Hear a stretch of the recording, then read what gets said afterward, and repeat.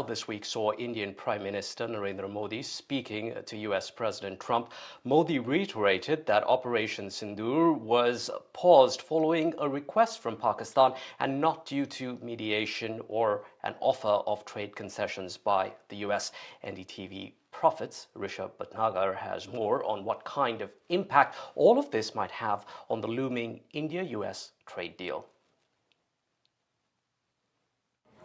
Right, with regards to this constant back and forth that is happening between US and India as to who brokered this ceasefire between India and Pakistan last month, an aspect that is ignored is the fact that trade talks are on between India and the US. And what we're picking up is that trade talks will continue parallelly.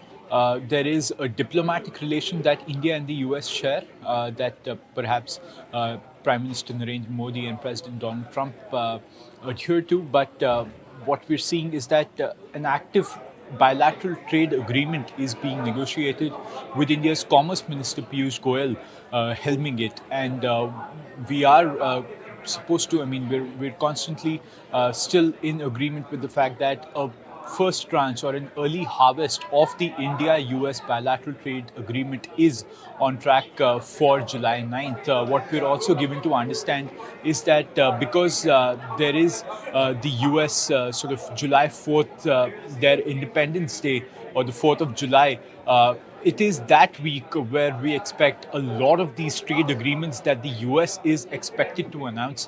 And that is also what India is targeting for, given that July 9th is the date where the 3-month tariff pause period ends.